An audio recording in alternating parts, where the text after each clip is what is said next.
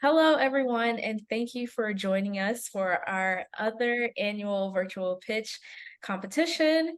We are so excited to start, and we have amazing pitches coming from our 8 talented writers. And today we will present 8 pitches from them, and we have our feedback from our esteemed judges. So after deliberation, the judges will announce our winner and runner-ups. And choosing from 100 of entries, we have went through several rounds of pitching and carefully selected our finalists with clear, creative, and compelling 3-minute pitch presentations. ScreenCraft is proud to support aspiring writers and filmmakers by providing opportunities and insights into screenwriting in Hollywood. We're excited to share some incredible pitches tonight, but first, let me introduce our esteemed judges, who I'm excited to work with tonight. Our first judge is Brittani Nichols, who is a WGA nominated and NAACP Image Award winning writer, actor, and comedian. Presently, she is developing a show with Paige Horowitz and Wanda Sykes at Netflix and is best known as a producer and writer on ABC's Emmy-nominated hit show, Abbott Elementary. Thank you so much for being here, Brittani. Thank you for having me, and also Netflix Pass. Hey. Yay! Okay, we're celebrating tonight too. So excited for that. I'm ready to see that. Our next judge is Christian Rodriguez, who is the founder and literary manager of AAO Entertainment, a production and management company that is hyper-focused on providing a place where unique voices and perspectives can be heard. He has sold projects to Blumhouse, HBO Max, 87 North, and CBS TV studios and secured staff writing positions for other clients. Christian was also named Hollywood New Leaders of 2022 by Variety. So excited to have you, Christian. Thank you, guys. Great to meet you. Our next judge is Maddy Farkas, and she is on the TV development team at Elizabeth Banks Brownstone Productions. She works on projects such as Peacock's Pitch Perfect, Bumper in Berlin, and the upcoming Fox animated series Bedrock. So excited to have you, Maddy. Thank you. Happy to be here. Thank you. Yay. And then our final judge, Daniel Perry, who we work with a lot here at ScreenCraft. Daniel is a film and TV literary agent at Buchwald, representing prolific, iconic, and award-winning writer, directors, producers, and multi-hyphenates. Thank you for being here, Daniel. Yeah, thanks for having me, guys. All right. So we are all ready to hear our first pitch. So let's get started. April Kimball will be coming up to pitch Decode Switch.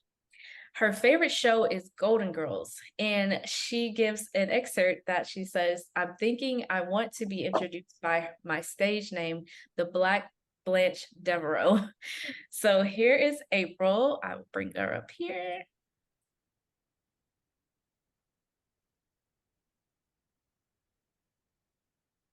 All right, April, I gave your intro and we're ready to hear your pitch. Take it away. All right. Hi, my name is April, and I'm so excited to pitch my half-hour dramedy series, Decode Switch. What if you were forced to hide your true identity to survive at work?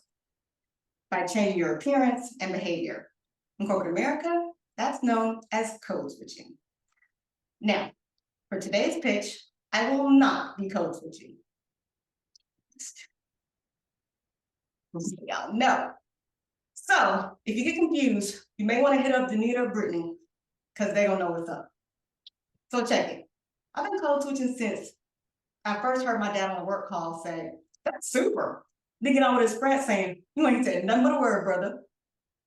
So I thought, what if 2 HBCU grads with no white phone voice training started interning at a defamed predominantly white media company?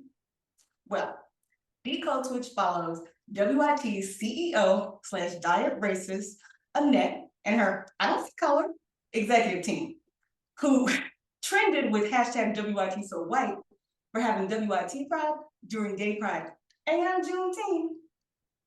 Then you got FUBU, the secret model minority army who battled the office caucasity like Karen Appreciation Day with white tears combat training. They also try to get official recognition, belonging, and and cat brands. Facing off to lead FUBU, we got Maddy, the melanated unqualified chief diversity officer, versus my kids are Black, proud Wigga Reese. Lastly, unapologetically Black and Bughetto interns, Keisha and Tyrone, who head up WIT's TikTok to get to them young ethnics. Now, we start with the Blacks getting big mad at Maddy for acting like Auntie Tom. Sis gets her feelings all the way hurt when she asks CEO Annette to get FUBU official. Annette says no because she feels like it's racist to hetero Christian white people. But Massa Annette says Maddy got to get the interns WIT right, or all three of them could get gone. So the FUBUs put the Yin Yang twins on shucking and jiving game. Mind you, interns ain't feeling it. They are not feeling the fakery. Matter of fact, them poor ethnic babies cut the fool at a WIT press conference wearing white face and blonde shaking go wigs. The execs, they get ready to knock in your butt till some snitches blame what had happened was on code switching. The execs, they tell FUBU they can get their little minority group if they don't cause no problems when they start switching codes. Now, gassed up by the interns and getting that green light on stopping code switching, FUBU tries to plan how they're going to keep it real, aka de-code switch, without getting fired. Meanwhile, WIT stunts and shows for the woke sponsors go left after Keisha puts them and the FUBUs racism and code switching on TikTok blast, which gets the FUBUs to start thinking they may re-code switch. This show is giving Blackish. It's giving Reno 911. The minorities' real talk voiceovers is giving Abbott Elementary. It's also giving The Office. And as a gay Black woman, this story is too real. I code switched at work and faced so much caucasity, it felt like I was on TV. So I decided to uncover this experience. De-code switch is an ode to women, BIPOCs, queer people, neurodivergents, and anyone else who's had to choose between being their authentic selves at work or fumbling the bag and getting fired. So I'd like to say thank you to Danita and thank you to y'all judges for listening and for the upcoming feedback, because baby, I don't want y'all to look like Google Food. On God, your girl hoping to wild out in that so flicky winner's circle, period. Thank you so much, April. That was very fun. All right, I will hand it over to our judges. Daniel, do you want to go first with feedback? Sure. Well, great work, April. I really loved a lot of the comps that you used. It really gave me a solid idea of the tone that you're going for. Also love that you specified some of the target audience members, of course, that you would be gearing this towards. I think specificity is very important. I'm not sure if I have any specific other feedback right now, but let me think on it. Really enjoyed the pitch, though. Very funny. Thank you. Thank you. All right. Brittani, you want to go next? Sure. Yes, I thought the performance that you brought was like really, really funny. It really kept my attention. And it really, like, I think flawlessly wove in like what the concept is into the pitch itself to really, I think, highlight it for anybody that might not be familiar with like the concept of code switching. Thank you. Thank you. Maddy, you want to go next? Yeah, I was gonna say almost exactly what Brittani said. I feel like your presentation of the actual concept was so key, and like, I got, as someone who didn't know what code switching was, I still feel like I learned something from the pitch, and I feel like you really made it very clear what the show is, who your target audience is, what kind of network you'd want this to be on. I feel like it's a very tonally and concept very clear. So good job. Thank you. Thank you so much. Thank you. Good. Christian, you want to go? Oh yeah, there you go. Yeah. So yeah, I love your energy, I love your presence.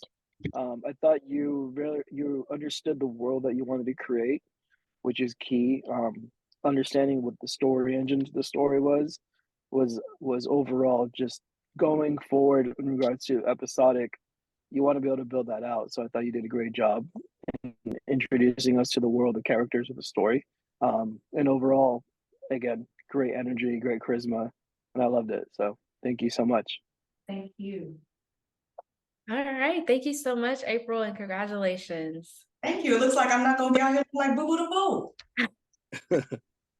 Thank you. Bye, April. Bye.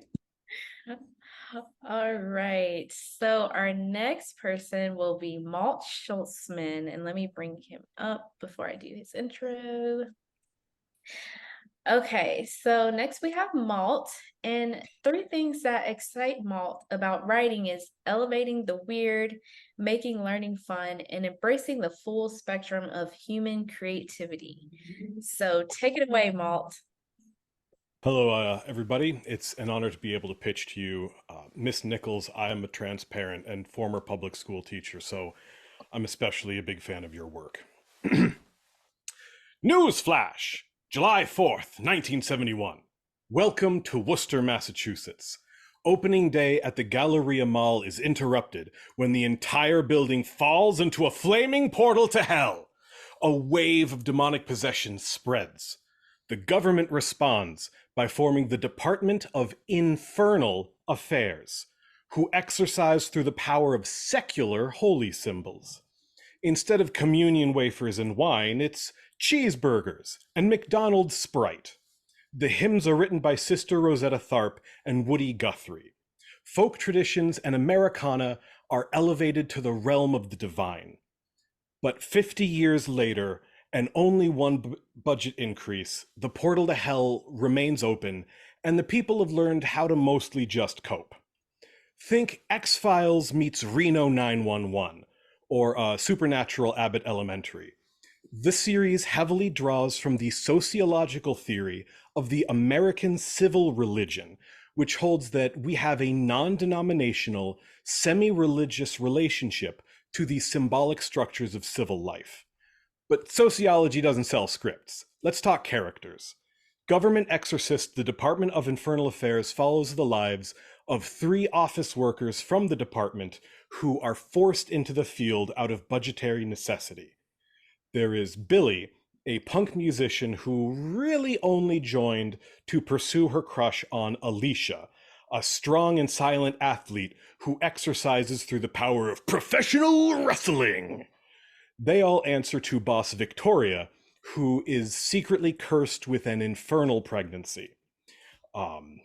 Victoria's series-long struggle is inspired by the war on abortion, as well as my experience helping my partner navigate a complicated pregnancy and delivery. This is a procedural horror comedy. Each episode focuses on the department tackling a case and trying not to die. Instead of church cops busting bad guys, these exorcists are spirit janitors, or this pun took me 4 years to develop. Social workers. Possession happens not because of a failure of morality. These aren't evil people. It is a metaphysical adaptation to exploitation. To survive in an inhuman country, one must become a beast. The main cast is all women because in America, the burden of care falls upon the shoulders of women. The department hasn't had a budget increase since 1976 because the government thinks it's women's work and less vital than private for-profit exorcisms. This script is not subtle, but I do want to stress that while this is a comedy with something to say, it is a comedy first and foremost. In the script, you learn Infernal Affairs is part of the FDA because legally demons are classified as nutritional supplements. I'm also developing this as a novel and tabletop role-playing game and ice-based musical escapade. So thank you very much for your time. Thank you so much, Malt. That was very exciting with the enthusiasm of reading that. That's really cool. I'll hand it over to Maddy. Yeah, I thought you did such a good job. Your presentation, your tone, everything about it is very clear, very fun, very engaging. My one note, I feel like immediately the teaser of the mall going up in flames makes me immediately jump to animation, and that's just where my brain goes. So I guess my curiosity in the rest of the pitch was, is this animated or is this live action? But other than that, I I think it could go either way. Other than that, I think you did a really great job. I love that the department is all women. I think that made a really good statement and made your point and the concept even clearer. So good job. Daniel. Yeah, really, really clever, I think, messaging and commentary. I do have to ask you a very quick question. Why Worcester? Are you from Worcester by chance? Yes, the Galleria Mall was right in the middle of town, and it failed shortly after it opened, and basically just killed the whole downtown. Mm. So yeah, I live in Worcester. Oh, got it. Well, very good to know. And no, I really enjoyed the pitch. You have a great comedic energy, and your presentation was very entertaining and hilarious. So great work. Brittani. Hi, Walt. Thank you for the compliment at the beginning. Appreciate it. I think a lot of the times when I hear people talk about like the shows that they're working on, it's like, oh, I see why that's a show. And then there's like a different angle where it's like, oh, I would check that show out. And this was cool because it made me be like, oh yeah, if I like saw a trailer for that, I would 100% like check that show out. I think the Reno 911 comp here also really helps me understand the tone of it and sort of the hijinks of it. And I think that like pairing the hijinks with that commentary is like I think honing in on that of like how we're gonna get to that commentary, instead of I feel like whenever there's any commentary, as someone who often writes things with commentary, people just like pull back a little bit because they are scared of it being funny. And I think that was like a smart thing to mention, like it is still comedy first, but even honing in more on like the hijinks of these specific situations, I think will really even help keep people from being scared. But I really enjoyed that. Thank you. Christian. I think it's you have to focus on what you're trying to build out, right? So are you trying to build out a monster of the week? Are you trying to build out an ongoing story, or is there an ongoing arc woven into the monster of the week type of story?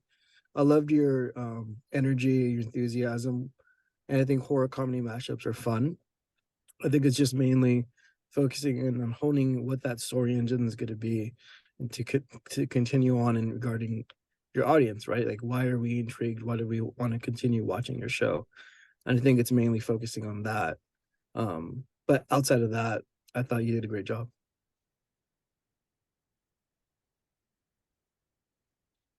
Yeah, do you want to say anything, Walt?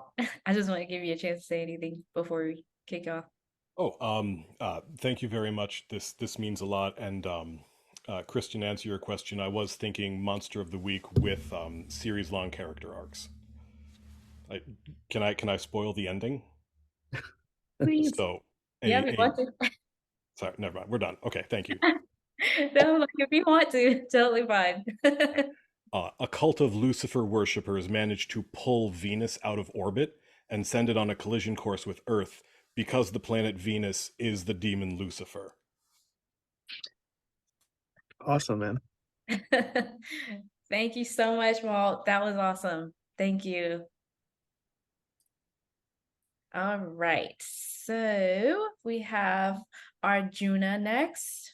So let me bring up Arjuna.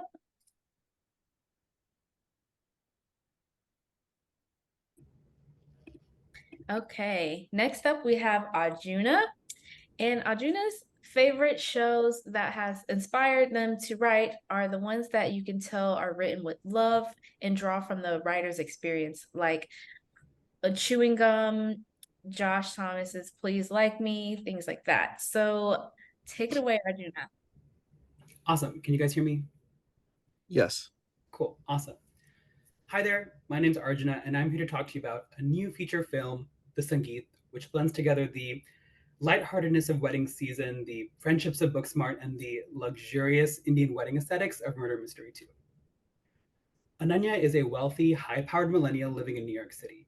When her fiancé Dhruv finally proposes, it is the last piece of the puzzle to her perfect life. But there's still one thing standing in the way between her and the big fat Indian wedding of her dreams. Ananya has no friends. Now, Ananya doesn't actually mind this. In fact, she's pretty proud of her independence. Depending on others makes you vulnerable. But unfortunately for her, friends are crucial for an Indian wedding, especially when it comes to the Sangeet, which is the pre-wedding event where the bride side and groom side battle it out with choreographed dances and an unofficial competition. Hoping to not scare away her fiancé Dhruv or prove the aunties right that she is a friendless workaholic, Ananya turns to her last hope, Veena. Now, Veena's considered pretty out there for her community. She dyes her hair, she has tattoos, she wants to be a professional dancer, but she doesn't care what her community thinks. She only cares about making her working class parents proud. In fact, she hasn't thought about her childhood best friend Ananya in 15 years. But when Ananya offers her enough money to not only move out of Jersey on her own, but also save her family's restaurant, she's quick to agree. The only catch, Veena's dance company not only needs to perform at Ananya's Sangeet, but also do so while pretending to be her bridesmaids and best friends. Hilarity ensues, like when Dhruv decides to throw Ananya a bachelorette party for her bridesmaids, but the box of edibles shaped like Indian sweets that Veena was going to bring accidentally gets swapped with the box of real Indian sweets that Ananya's mom is taking to her ladies' night in. Or like when the Shah Rukh Khan lookalike stripper that Veena hired for that same bachelorette party also ends up at that ladies' night in. But just when things seem like they're back to old times for Ananya and Veena, Ananya's mom, Ambika, demands that she fires Veena. Through flashback, we see that Veena's parents actually supported and helped Ananya's mom, Ambika, get back on her feet when her husband left her and Ananya. But in the end, Ambika's pride and classism caused her to spurn Veena's parents in favor of the rich aunties who had just abandoned them. After this, Ananya was told it's not good to hang around people like Veena's family who are gold diggers, while Veena was told it's never good to be around people who only care about appearances. Back in the present, after learning the truth about what happened in their childhood, Ananya refuses to cut Veena off again, and she wants to bury the hatchet for good. But when Veena learns the truth about what happened 15 years ago, she plans to embarrass Ananya and leave her alone at her main lead, the event the night before the Sangeet. Clearly, this is about a lot more than just a wedding dance. Will Ananya be able to swallow her pride when that's all she's ever been raised to value? And if Ananya really is just another judgy community member, then why does Veena still feel compelled to help her? The Sangeet shows that weddings are not just about new beginnings or looking to the future, but they're also a chance to break generational curses and also renew our old relationships. AKA, not just who helps you throw it back, but also who has your back. Thanks. Thank you so much, Arjun. I love that. I will start with Christian. Um, Uh-oh. I think we lost Christian. Dang, was it that bad? No, I think he's in the car. We'll start with Maddy then. I thought you did such a good job. I think you speak so clearly, and as someone who works primarily in TV and so only ever hears TV pitches and has never sat through a feature pitch, I thought that was so clear, so engaging. I was honestly hooked, like right from the start, as someone who's a big fan of wedding movies, a big fan of movies like Joyride and Girls Trip, and even also a big fan of Bollywood films. Like this felt like the perfect marriage of all things I love, and it felt like there was a very easy entry point for a viewer of any background, a viewer of any, preferred genre. I think you did a really good job, and I want to watch it. Thank you. All right, Christian. Sorry about that. No worries. Yeah, so again, I love exactly what Maddy said, like your entry point into this world. And I don't have a lot of experience in that or knowledge in your culture, but I think with this type of movie, just like My Big Fat Greek Wedding, there's a lot of interest and also experiences that you can share with us that will be fun, right? It'll be a fun roller coaster. And I think overall, it's just a type of story that has a lot of emotion within it, but then also a lot more commercial viable elements to it in regards to like relationships, getting past any obstacles and then understanding more. So like, what does the protagonist want going forward in regards to getting through those challenges and obstacles to get what they want. So I thought you did a great job painting that picture for us. Thank you. All right, Brittani. Well, I want to say that I appreciate the please like me reference. That was a good show. I don't hear that reference a lot. I think a lot of the times, when you're not a white person and you're pitching something culturally specific, that's the part that seems like it holds the most specificity. But what I liked about your pitch was that, to me, it felt like the specificity was like about class, and that this is like such a fun way to like dig into that element of things. And it's nice when you have like the touch points that connect it to other things in the canon, like, oopsie, the old people are on drugs. Like it was a really good blend of having those things that make you see clearly, like, oh, this is part of that tradition of film, and also this is like the new take on it that you're bringing. So thank you. Thank you. Daniel. Yeah, really great work. It's always tricky in a feature pitch to kind of choose which moments of plot and story to focus on. And I think you did a great job of that. And as everyone else mentioned, a wonderful job of infusing a lot of the culturally specific elements through the story, through the characters. So I really enjoyed it. Great work. Thanks. All right, great work, Arjuna, and we will be in touch soon. So putting you back in the waiting room. All right. So our next pitcher is Rudy Amara. So I'll bring up Rudy.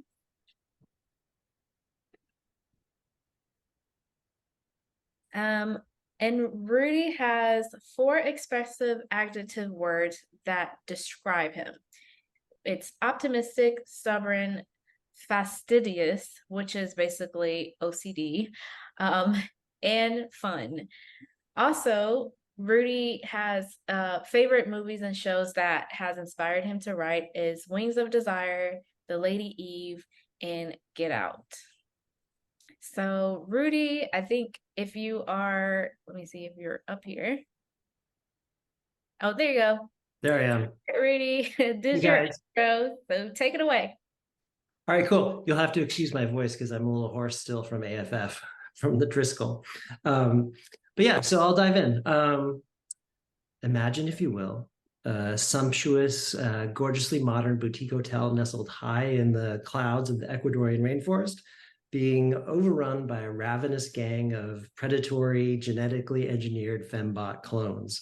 My elevated horror feature is called Rejuvenation, and it tells the story of 3 middle-aged women who discover that their husbands are cheating on them, and then jet off to a remote spa in the jungle to undergo a controversial anti-aging regimen. Soon, though, they discover themselves being hunted down by their younger, hotter millennial clones.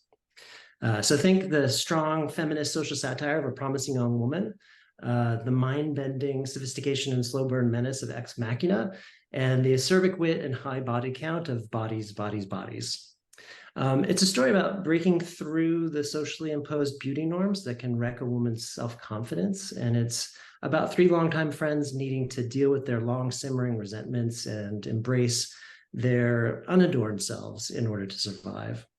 Our 3 strong female leads, Sloane, 40s, therapist and frazzled overthinker, Gemma, 40s, free-spirited style maven, macro-dosing on psilocybin, and Nikki, also 40s, a burnt-out type A go-getter type and serial CEO, have been friends for years, but as is often the case, there's a whole history of bitterness and slights that they're going to have to confront together in order to survive and make it to the end. Their mysterious hosts at said spa are Lorelei, ambiguously early 60s, sharp features, quite possibly a mysterious former East German scientist, and her very Anthony Perkinsy son, Santiago, 30s, slick, basically the male gaze embodied. Together, Santiago and Lorelei put the women through an odd boot camp-like set of experiments and endurance tests, and under the guise of sampling their cortisol response to customize their personalized genetic modifications. But as our leads soon discover, all is not as it seems. And the regimen may actually be a means to manufacture an unending supply of fully compliant, Instagram-perfect young women for sex traffickers servicing the rich and famous. So once the women discover the shocking truth, they must use their wit, work together, and tap the wisdom that comes with age in order to save themselves and destroy the spa and all that it represents. For me, these days, there's so much to be said about the world of beauty enhancements, especially for women and especially for women as they age. Because of its premise and what it says about overcoming superficial sexist stereotypes, rejuvenation could be, I think, hugely attractive to talent, giving 3 kick-ass female leads the opportunity to play both their middle-aged selves and their millennial selves at the same time. And little added bonus, it was penned with budget firmly in mind, featuring only 5 characters and 5 locations. So that's Rejuvenation, and I'm Rudy O'Mara. Thank you for your time. Thank you so much, Rudy. Great job. How'd I do? Did I hit time? I think I did. No, you did perfect. Okay, cool. Thank you. Thank you. I will start.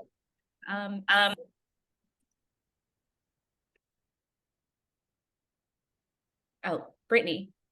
I don't know if you heard me because I heard there was a little feedback there. Oh yeah, sorry, I missed it because of the little bit of echo. Yeah.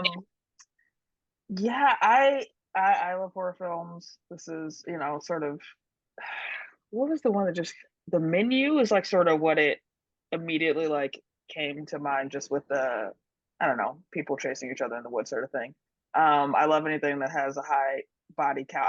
You did say high body count, but then you also did say it's only 5 people, and I was like, wait. Well, Does everyone die? I just think I thought it was fun. I think it's a fun take on that, especially with like, that guy who's trying to fucking live forever. Like it feels very of the moment commentary. So thank you for sharing. totally. Christian. I mean, I think it's a pretty heavy topic to kind of uncover in regards to sex trafficking and any of that issues. I think you did a good job with overlapping it with the horror space, but I think if you went like horror comedy, that would kind of give it a little bit more light to it, just because it's a really heavy subject. And I think, doing that in regards to like a first wives club element, right? So 3 women getting together, trying to become their younger self. I think it's great in regards to their characters and what they want to do. I think I would like to see more so of them finding who they are and being, okay with who they are before they try to get advancements or try to be their younger self. Just even though it's woven within a horror story, I think within that specifically the social commentary, I think those characters at the end need to really understand like we're great, who we are no matter what. And I think if you can do that within fighting these like fembots, kind of ex machina type of robots, would be good. I just think you need to really hit the table or hit the note of knowing what the characters want in regards to like their character arc, and then 2, having us as an audience feel some type of compassion and empathy for them, and then having kind of swing big with the horror side of it all. But I think if you did as a horror comedy,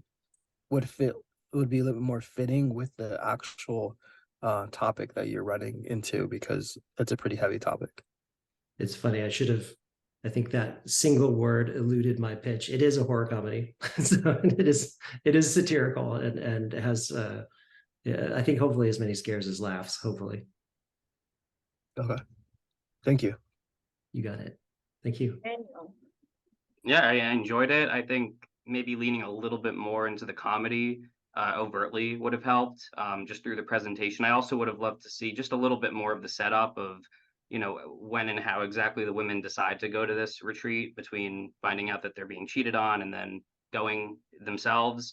But again, very entertaining. I love the comp of Promising Young Woman and a couple of the others that you mentioned, but maybe just lean a little bit more into the overt comedy tone of the project. But great work. Really enjoyed it. Awesome. Cool. Thank you. Maddy. Yeah, and like jumping off of what Christian and Daniel said, I think you did a really good job, and the tone was pretty clear. And I think to really nail the comedic tone that they think that we kind of been missing a little bit in the pitch, I think my pitch for you would be to include it in the character descriptions. I think using our 3 leading women as and in and why the movie's funny. So coming up with each of their 3 comedy games. So instead of just saying like this is a type A person, serial CEO, like just saying like, you know, specifically what about that makes them funny and how is that going to inform the comedy of the movie as it continues on. But otherwise, I think you did a really good job, and I thought the comps and the tone and the world were really fun. Thank you. There's a great note about the character descriptions and getting the comedy into that. So that's rad. Thank you. Of course. All right. Thank you so much, Rudy, and great job. Thanks, Danita. You're welcome. All right. Put you back. All right. Our next writer is Maya Florin. Let me bring Maya up. Okay, Maya loves creating worlds that help people escape from their everyday problems. She loves bringing people together through storytelling with joy and excitement and hopefully a little bit of kindness. And she likes world building, escapism, and bringing people joy. So take it away, Maya. Hi, everyone. So I'll just go ahead and jump in. The idea behind this project came when I started thinking, if humans can transform into bats by being turned into a vampire, could a bat earn human form by doing the same? So Going Batty is a fun 4-quadrant animated adventure about young animals who are fascinated by the idea of turning into their supernatural counterparts. Our story's main character, Bo, is a young, nerdy little bat who doesn't really fit in with the other bats in her colony. Like, she tries to be earnest and kind, and she just kind of comes off as a know-it-all. And the only thing that makes her feel better is watching the clan of vampires that live in the same cavern. The clan always seems to lovingly accept new vampires into their family, and frankly, it's a family she's desperate to be a part of. Her opportunity finally arises when hunters attack and end up kidnapping one of the little vampire girls. And in the aftermath, the clan leader promises Bo that if she can go out into the sunlit world and locate the girl, then he will turn her into a vampire like she's always wanted. Now, the outside world is so much more chaotic than Bo ever thought it would be. It is loud and dizzying and beautiful and dangerous. And as she struggles to track down the hunters, she picks up allies along the way, including a young raven and wolf pair who are trying to track down a kidnapped phoenix and werewolf, and a snake that's stalking a missing hydra. Now, each member of this little entourage is a little weird in their own ways, but they manage to work together and find out that the abductors are not human hunters, but are witches who are collecting supernatural creatures to use in a ritual and make themselves immortal. Now, in the end, Bo is told the truth. The clan leader has absolutely no idea how to turn bats into vampires, but the witches can. Is Bo willing to sacrifice her friends in order to make her dream real and join the world she's fallen in love with on her own 2 feet? The theme of this movie is learning to love yourself and understanding that sometimes you're not as far out on the outskirts as you think you are. 2 lessons that I think are important for both kids and adults to learn. Ultimately, Bo rejects the witch's offer and defeats them to free her friends and the other supernatural creatures. She doesn't earn her feet in this movie anyway, but she has earned a newfound family instead. I also want to throw in there, from a marketing perspective, that I think there's some great franchise potential in the story, from both merchandise for all the animals and their supernatural counterparts, and from little shorts or other mediums that follow the different animals and their own paths and journey to try and earn their respective magical powers. That's it. Thank you so much for listening. Great job. And I love that you put the marketing arm on there. That's really good. I will start with Maddy. I thought you did a really great job. I really don't have too many notes for you. I think if you were ever given more time than is allotted in this medium, I think I'd want to learn a little bit more of each of the leading characters. I think we got a pretty good sense of Bo, but would definitely want to know how he differentiates from the other animals that we're tracking on the journey and how their friendships develop over the course of the movie. But like I said, that's neither here nor there because you don't have that much time here, but I think you did a really good job and I got a very good sense of what the film is. So yeah, good job. Thank you. Daniel. Great work. I would have loved to, and apologies if I missed it, but I would have loved to hear a couple of specific comps in terms of just like existing other titles. But regardless, I did get a great sense of tone. Would have maybe, again, if we had more time, maybe a little bit more about Bo's specific journey, kind of his arc, his storyline. But again, I know we were limited on time, so really great work, Maya. Brittani. Yeah, echoing I think what other folks are saying. Just want to know a little bit more about the other main characters, and also I'm curious about sort of what is Bo's sort of feelings of letdown in his own community, and like does that get reconciled towards the end. I think it's really fun that it's just like these vampires seem like very chill. It's like the not out killing, they're just like connecting with each other and hugging and hanging out. Just what came to mind when you were describing their community. And yeah, you didn't have any comments, but to me it like felt a little Finding Nemo-ish, which I think that's not bad. Very successful movie that I think everyone loves. So thank you for sharing. Christian. Yeah, it's echoing Brittany, and Daniel and Maddy. I think it was great. I thought you built a fun world. I thought one, I think the characters in the world overall sounds fun. And I think I love, in regards to animation is great. You're able to create any world you would like. I think it just comes down to focusing on like that arc of the character and us falling in love with her goal or his or her goal, right? I thought that's a really fun hook, right? A fun hook in regards to, instead of just what a vampire, what a person wants to be a vampire, whatever that is. It's specifically on a bat wanting to be a vampire, and then what in regards to like the family and then the world that you're building, having other characters, having unique obstacles with that, right? With what they want. But I think if you had it where woven into, they have their goals, but I think they all would kind of need to help her or him with her goal, or his or her goal at the end of the day. But you did a great job overall. Thank you. I don't know how it works, if I can like answer any of the questions, or if it was just great feedback, or Yeah, if you want to answer anything like specific. Oh, sure.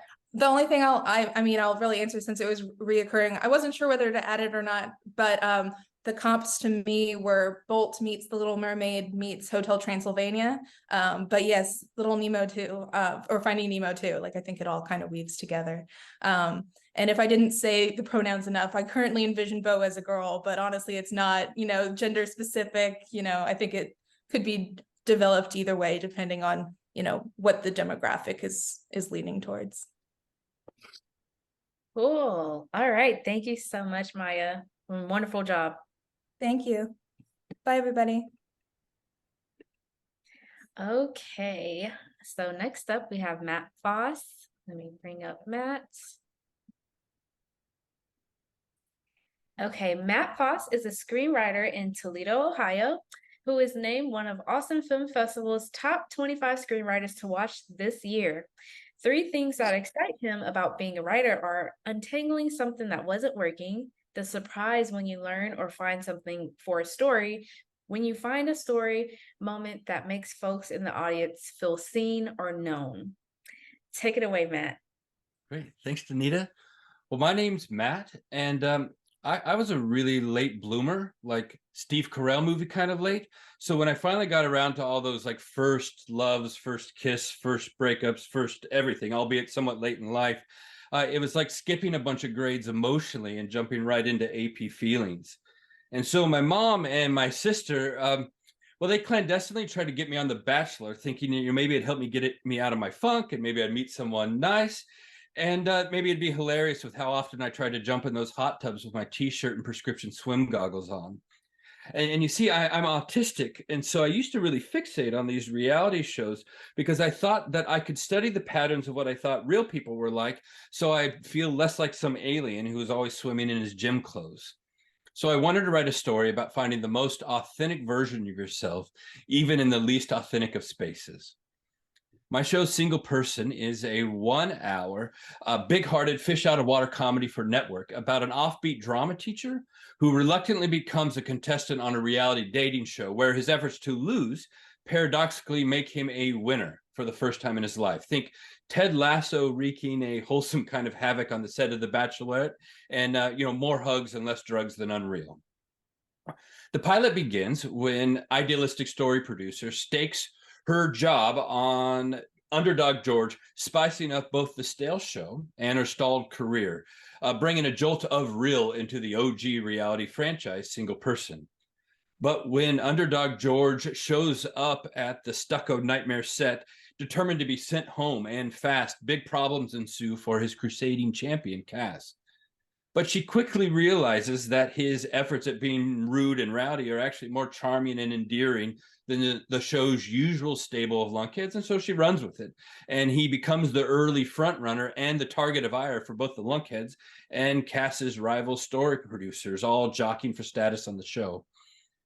Still determined to be sent home, Cass confesses to George that her fate is tied to the accidental Casanova, and he agrees to stay, making a faux effort at winning the dating show so he might have a true chance at winning Cass's heart, resulting in a season-long will they, won't they cataclysm of mixed connections and messed up emotions, causing a real adventure for this mostly virginal, late-blooming, autistic t-shirt swimmer. After season 1, George and Cass's notoriety as innovators in reality TV skyrockets. And season to season, they branch out on adventures across the reality universe, catching dangerous crabs and doing challenges on the real world road reels, until finally coming back to Single Person for one last chance at something real together. And that's Single Person, a series about finding your most authentic self in some of your least authentic of spaces. Thanks. Amazing job, Matt. Sounds very exciting. I will start with Christian. Oh, thanks, Matt. Appreciate it. You said it's a comedy, correct? Yes. Yeah.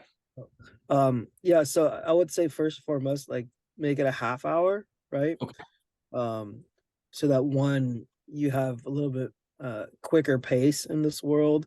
I think I like the relationship between this underdog and then this producer, that they need each other at the same time, right? But I think overall you have to really figure out whose story it really is this, right? Is it the producer's story? Is it the underdog story? And if so, focusing on those character arcs and the season arc, so that one, we're vested into, just like with Ted Lasso, it's really his story, surrounded around all these players. Sure. But I think overall, like, you had really a lot of enthusiasm. It was a really fun pitch. You did a great job. Thank you. Thanks. That's really helpful. Thanks. Maddy. I just want to say that was so much fun to listen to. You're a really incredible pitcher. I love the concept so much. This is something that I would watch. This is something that I'd want to make. All of the credit to you.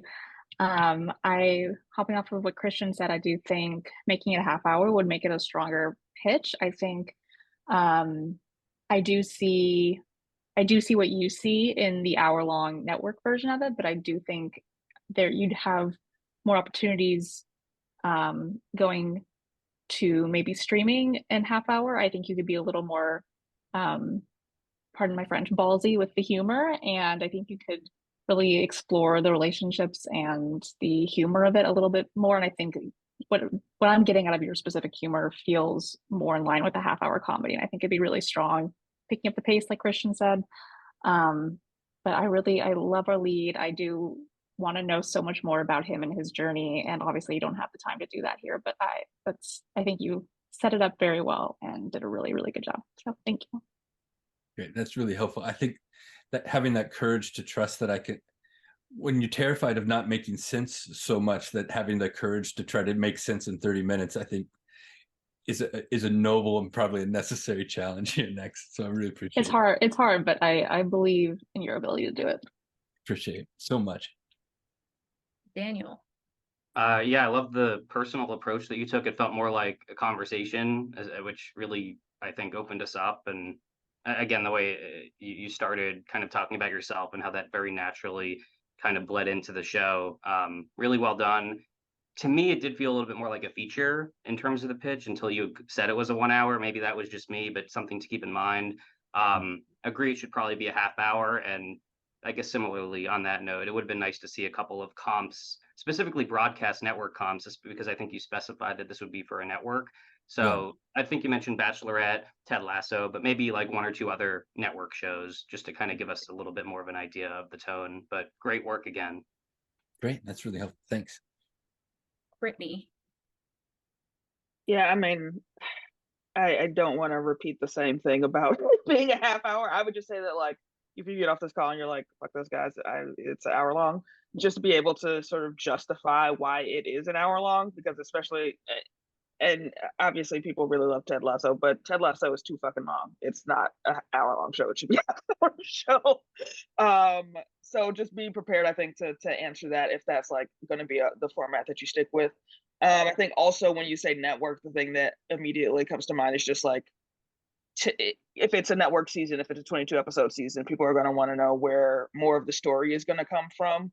And I think also listening to it, I was like, okay, so it's sounds like it's a two-hander, but from the way that you pitched it, especially starting with from the story editor point of view, it feels a little bit more like Cass's story, even though George to me feels like the more interesting character. So I would just like, you know, I guess just tee up more of his importance if it is truly going to be a two-hander, and if it is going to be, you know, network episodic. I would love to hear just a little bit more about who else is filling out this world. And also I did like you mentioning sort of what future seasons would be about. I think if the point of this is there is an element of like skewering the shows like the Real World Road Rules, just like really sort of nail that down of like, this is also going to be a bit of a takedown of those shows comedically. But thank you so much. It was really great. Great. Thank you all. Thank you. So appreciate it. Great job, Matt. This was awesome. Thanks, Anita. Thank you. All right. Our next picture is Juliet's.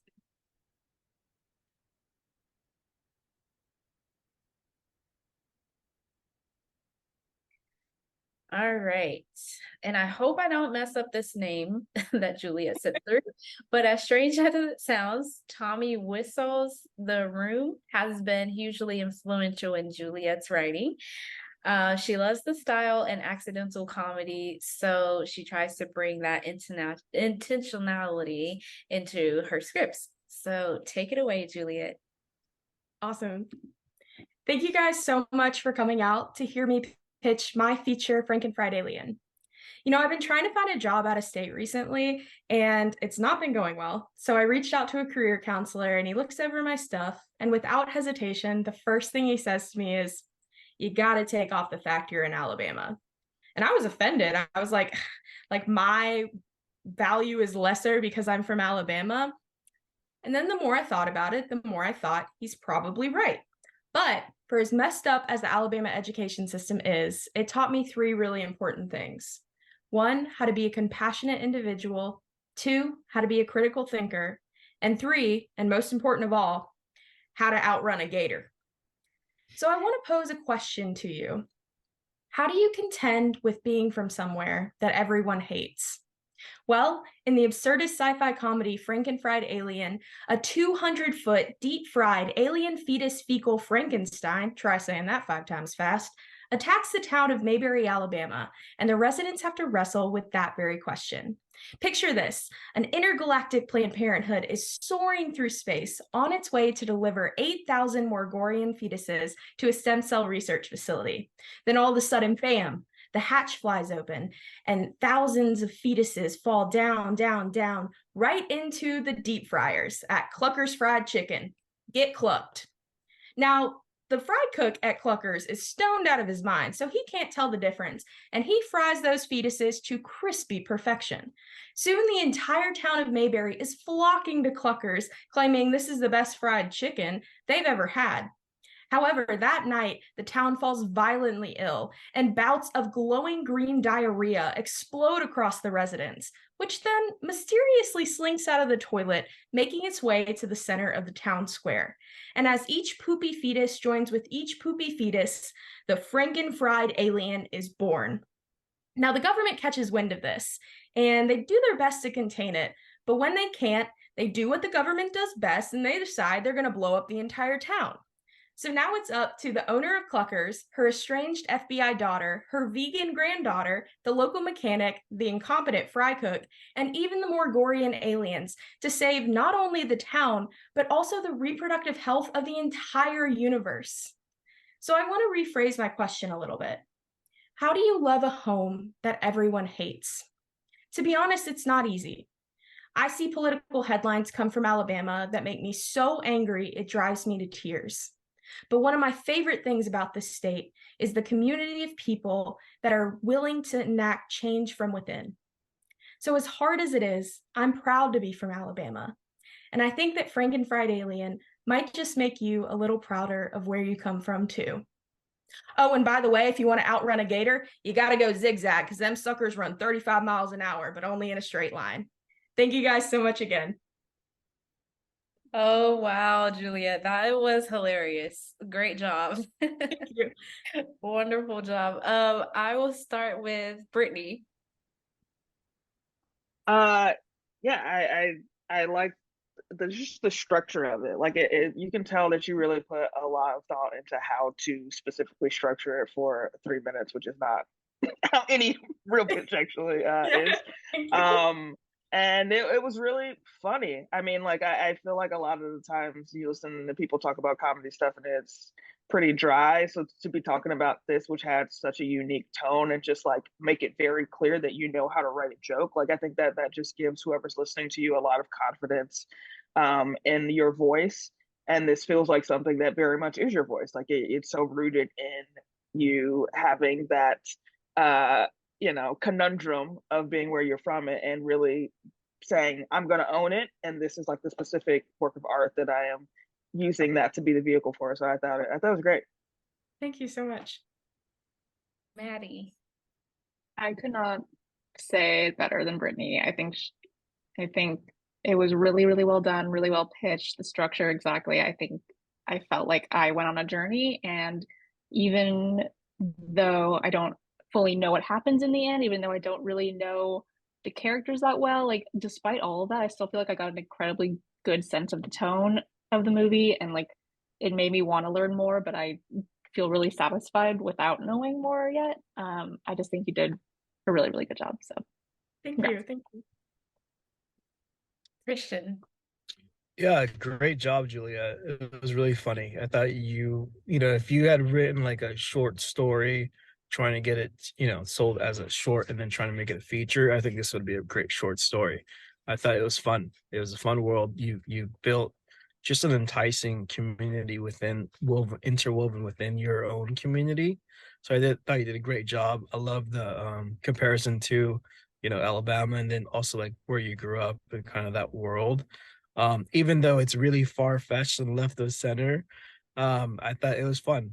You did a great job. You're really enthusiastic. You could tell you really knew where the world was going. And then I'm interested to hear more about it in regards to like this group of misfits, this family, anyone that's pretty much trying to save the world and where they're going. So I thought you did a great job overall. Thank you so much. Yeah. Well, just to lastly go, I mean, it certainly made me want to hear more. Would have loved to see 1 or 2 comps in there, but again, I got the tone. Do you see this as animated or live action? I don't know if you knew one way or the other, but was curious about that. I definitely see it as live action. I feel like because it's so weird and wild, it amps up that level of weirdness by being with actual people. Oh, certainly. Well, cool. Really great work. I think we're all chuckling, so mission accomplished. Thank you so much. Yeah. Yes, awesome job, Juliet. That was great. Awesome. Thank you guys. I really, really appreciate it taking time out today. All right, thank you. Okay, our last pitcher is Scott Cox. So let me pull up Scott here.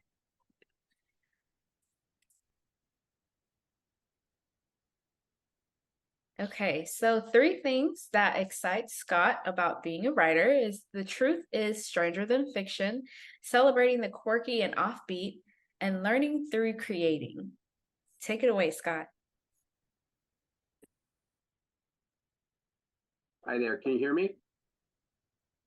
Okay, here we go. Now, this is a pitch for a female-driven feature from a 72-year-old guy with an enlarged prostate.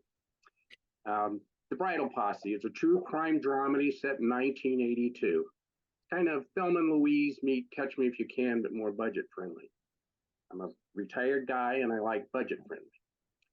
Here's the log line. Brushed off by authorities in a male-dominated world on speed, 3 women face an uphill struggle to bring justice to a serial bigamist and con artist, inspired by actual events. I've had this guy, this Giovanni Vigliotto, rattling around in my head since 1984. That's when I passed on a lucrative opportunity to help humanize him for a federal appeals court.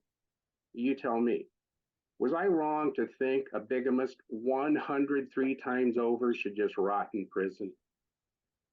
The faces of the victims in this story are 3 women whose fight for justice is a reminder of just how long and absurd the road to equality has been.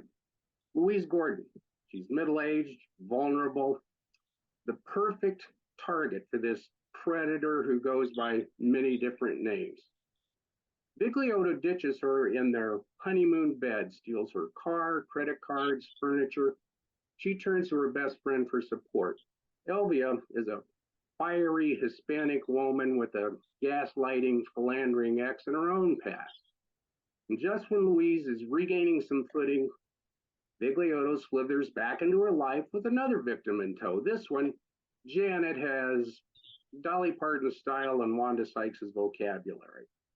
They go to the authorities, get nowhere. So the women join forces. They set off on a bumpy road trip that weaves through an old boys network that laid the foundation for @Me Too. It's not easy.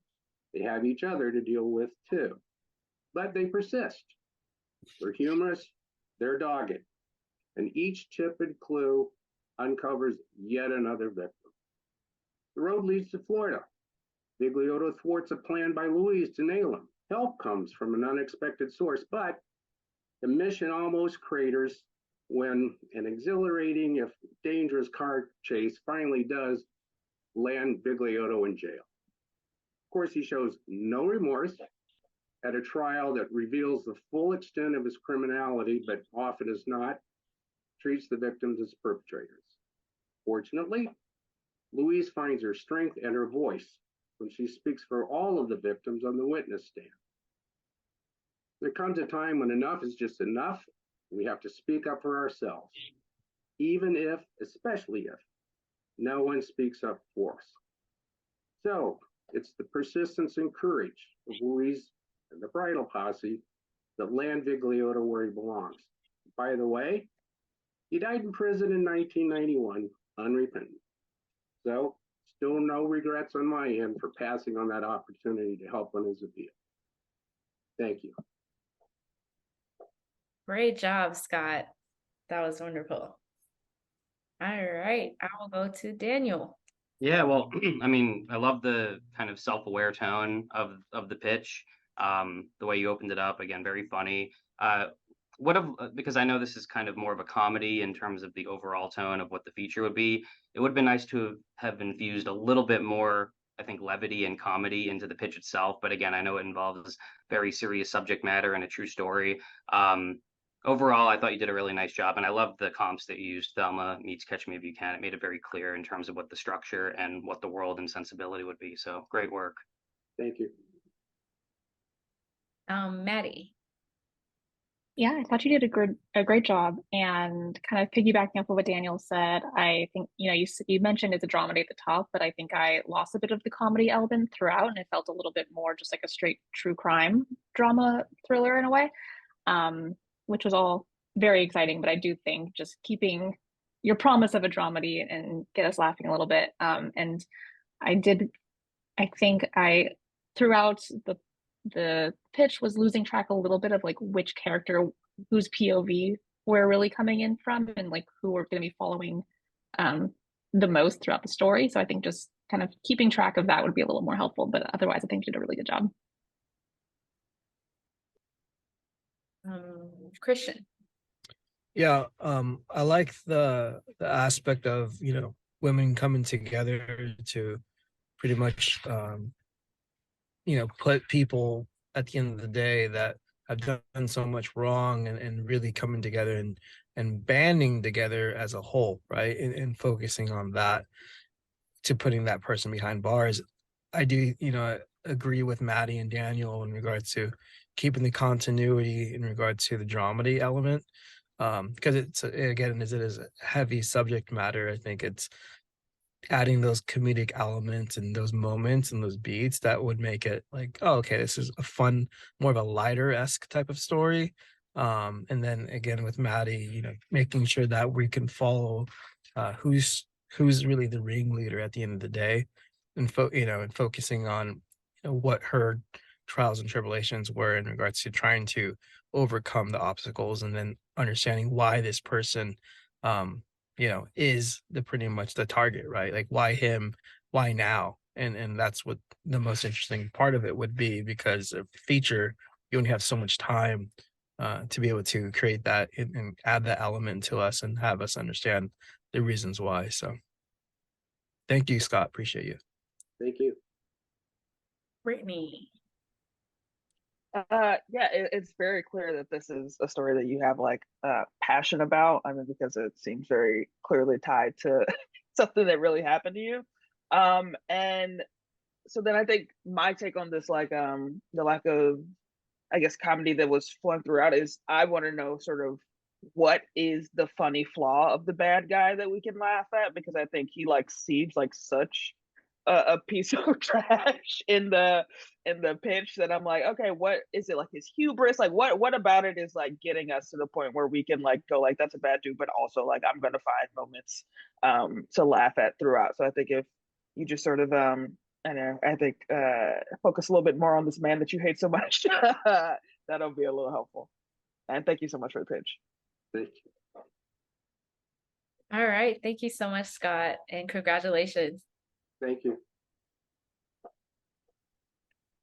Okay, now we have completed all of our virtual pitches. Thank you so much to our amazing writers and their bravery here tonight. Now our judges will go and deliberate, and when they come back, they will announce the 2 runner-ups and the winner.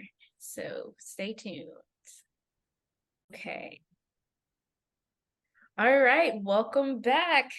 So our judges have came to a conclusion, and we're very excited to hear the results. And now Daniel will release the nominations and the results of the competition. Yeah, well, great work, everyone. Everyone should feel very proud and accomplished. Everyone did a great job. In terms of our final results, after some serious deliberation, second runner-up is Malt, first runner-up is Matt, and our winner is Juliet. Yay! Congratulations, everyone. You guys did great. That was so much fun. Good job, everyone. And congrats, Juliet. Thank you guys so much. Congratulations. We are so happy for you all. And sorry guys, they make me do this, so I have to take a quick screenshot of everyone smiling with the winners. So I will count us in. All right, 3, 2, 1. Thank you so much. All right. Thank you so much for everyone for joining us to our virtual pitch session, and special congratulations to Malt, Matt, and Juliet for being here and getting to the top. And this has been such an amazing evening, and we hope everyone enjoyed, and thank you and have a great evening. Thank you to our amazing judges as well. Thank you guys. Guys, so much. Thank you, everyone. Good. So much. Good night, everyone. Bye. Night. Have a great night.